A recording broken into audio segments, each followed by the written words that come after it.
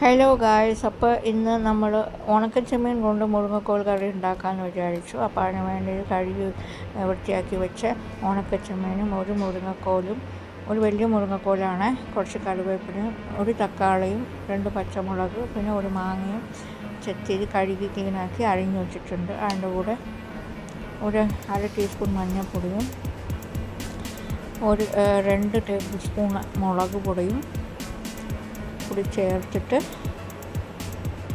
എൻ്റെ ആവശ്യത്തിന് എരിവിനനുസരിച്ച് 1.5 ടേബിൾ സ്പൂൺ അല്ലെങ്കിൽ 2 ടേബിൾ സ്പൂൺ ആഡാക്കാം.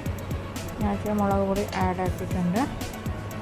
അതിൻ്റെ കൂടെ കുറച്ച് ഉപ്പും 4-5 അല്ലി വെളുത്തുള്ളിയും കൂടി ചേർത്തിട്ട് ഒരു 3-3.5 ഗ്ലാസ് വെള്ളം, ഞാനിപ്പോൾ ഇവിടെ 3 ഗ്ലാസ് വെള്ളം ഒഴിച്ചിട്ടുണ്ട്.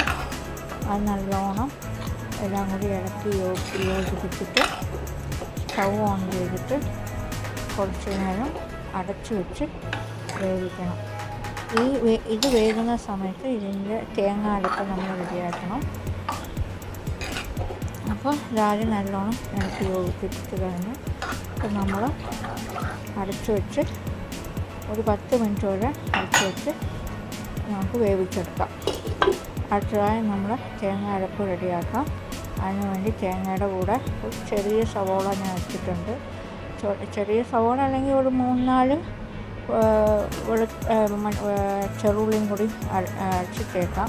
ചെറുള്ളി അല്ലെങ്കിൽ ഒരു ചെറുള്ളി ഇല്ല എൻ്റെ കയ്യിൽ, അതുകൊണ്ട് ഞാൻ ചെറിയ ഒരു സവോള എടുത്തിട്ട് അരച്ചു. ചെറുള്ളി ആണെങ്കിൽ എനിക്ക് കുറച്ചുകൂടി നല്ല സ്വാദായിരിക്കും. അപ്പോൾ ആ തേങ്ങ അരപ്പും കൂടി ഇട്ടിട്ട് നല്ലോണം ഇളക്കി യോജിപ്പിച്ചിട്ട് ചട്ടിയിൽ അടച്ചു വെച്ച് നല്ല തിളപ്പിക്കാൻ വിടണം. ആ സമയം കൊണ്ട് നമ്മൾ താളിപ്പ് റെഡിയാക്കാം. അപ്പോൾ ഞാൻ ഈ കടുക് തപ്പിക്കൊണ്ടിരിക്കുകയാണ്. അപ്പോൾ വന്നിട്ട് കടുക് വെളിച്ചെണ്ണ ഒഴിച്ച് ചൂടാക്കി കടുക് വറ്റൽമുളകും കറിവേപ്പിലയും കൂടി ഇട്ടിട്ട് താളിപ്പ് പൊട്ടിച്ചെടുത്തിട്ട് അത് നമ്മൾ ചൂടാക്കിയ കറിയിലോട്ട് ഇട്ട് ഇളക്കി യോജിപ്പിക്കാം. നമുക്ക് ഈ മല്ലിയിലയും കൂടെ ആഡ് ചെയ്യാം. ഇത് ഓപ്ഷണലാണ്, ഇടണമെന്നില്ല. പക്ഷേ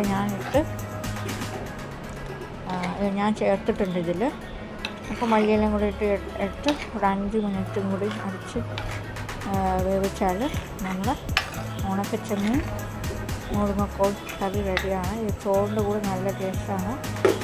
ഞാൻ കഴിച്ചുകൊണ്ട് നല്ല സ്വാദാണ്. അപ്പം നിങ്ങളും കൂടി ട്രൈ ചെയ്തിട്ട് നോക്കിയിട്ട് അഭിപ്രായം പറയണേ. Okay, by.